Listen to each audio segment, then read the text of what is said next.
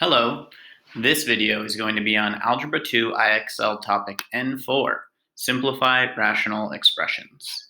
So these are rational expressions because they're fractions. Remember, the root word of rational is ratio, comparing two numbers to each other. So we're going to simplify these.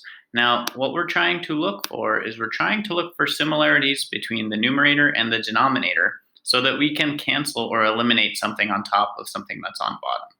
And you're going to need to use the skills that we learned last week in terms of factoring. So that's why we had some skills last week about factoring out monomials, factoring by grouping, and other types of factoring.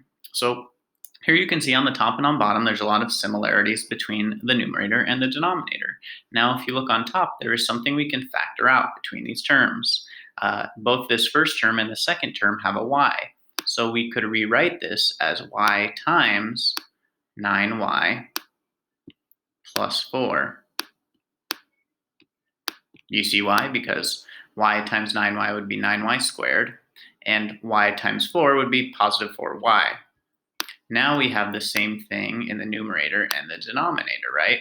So you know that whenever we're dividing something by itself, that's equal to 1, and those two things can cancel out. So this is really equal to y over 1. Whenever something cancels out on one side of the fraction, whether it's the denominator or the numerator, there's just a 1 left there. So y divided by 1, that's the same thing as just y. So that's how we could simplify this rational expression.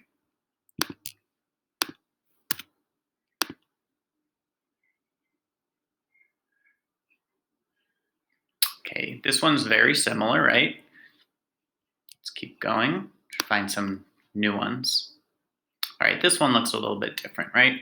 So what we're going to try and do is we're going to try and get this so that we can cancel out what's here on bottom, the c minus 6. So let's see if we can factor this any way that we know so that we can end up with c minus 6 on top. Well, this trinomial looks like it could also be written as the product of two binomials. So let's see if we can factor this. Let's see, so we're looking for two numbers that multiply to make negative 24, that when you add them, they're equal to the b value, negative 2. Well, 2 apart that multiplies to 24, that's 4 and 6, right? 4 times 6. One of them has to be negative, and since they add up to make a negative, the bigger one is negative. Let's see if this would work. 4 times negative 6, yep. And if you add them, yep, looks good. So we could rewrite this as c plus 4 times c minus 6, right? And that whole thing is being divided by c minus 6. So you can see what eliminates or cancels out, because when we divide those, that just equals 1.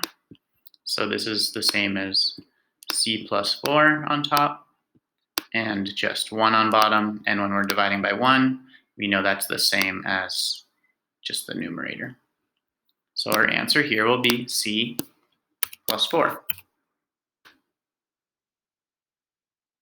Okay, this one was pretty similar to the first one we did. Just now, if you'll notice, what we're factoring is in the denominator, not the numerator. So let's see how that would look different. We would have 5d plus 9 on top. There's nothing to factor out there, but we could factor out a d on the bottom, right? D times 5d would be 5d squared, and positive 9 times d would be 9d. So these two could cancel, right? And now what's left over is in the denominator. And what's left on top, remember, if it cancels out and there's nothing left, there's just a 1 there, right? When we're dividing or multiplying, 1 is our identity, not 0, so that's why there's a 1 left over. So this is 1 divided by d. And you cannot simplify that any further because you can't divide 1 by d. D divided by 1 is d, but 1 divided by d is not 1. So let's go ahead and write that here. Fraction with 1 on top and d on bottom in the denominator. Great. All right, this one's pretty similar to the second one we did. Let's keep going. All right, here's a slightly different one.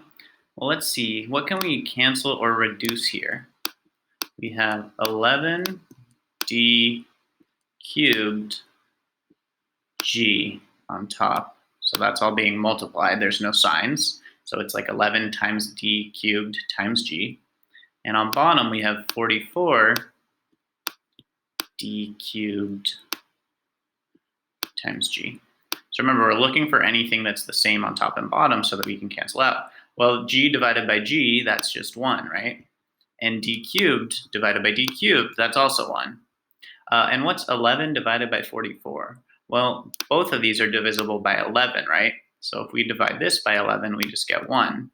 If we divide this by 11, we get 4. So this whole thing simplifies as 1/4.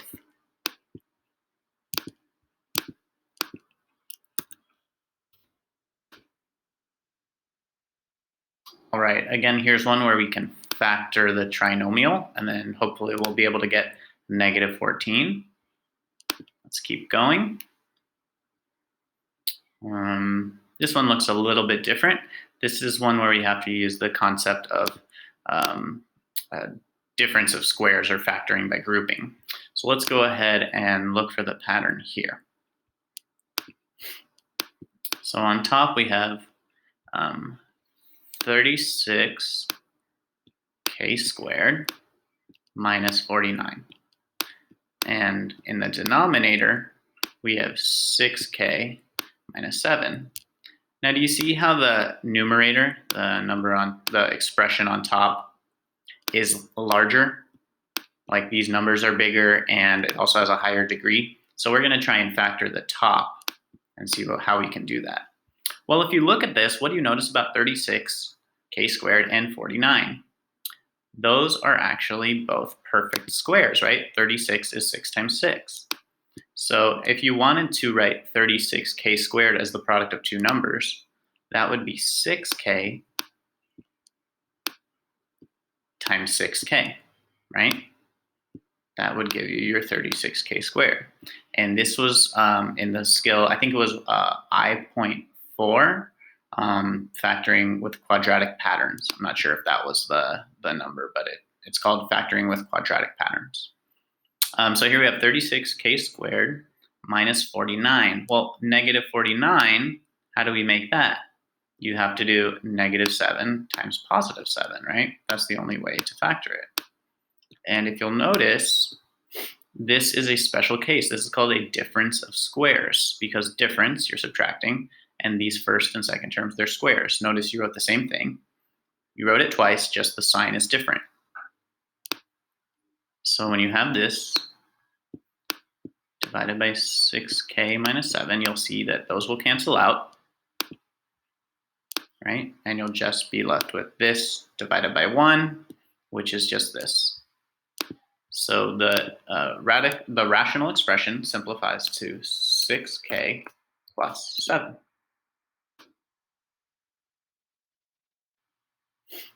All right, let's see what we can do to this one. This one's a little tricky because we might have to do something on both the numerator and the denominator. So let's go ahead and rewrite this. R squared minus 6r minus 27.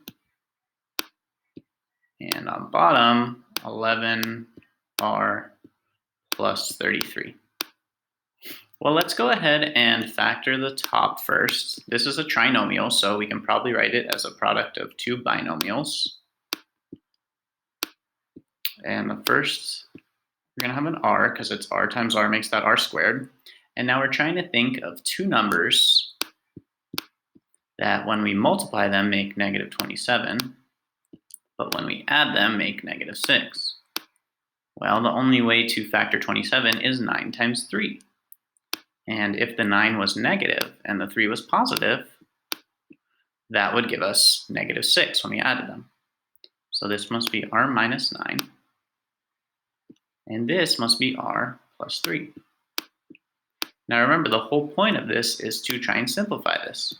So let's think if we can take 11r plus 33 And if we can get either r minus 9 or r plus 3, well, what can I factor out between 11r and 33? These are both divisible by 11.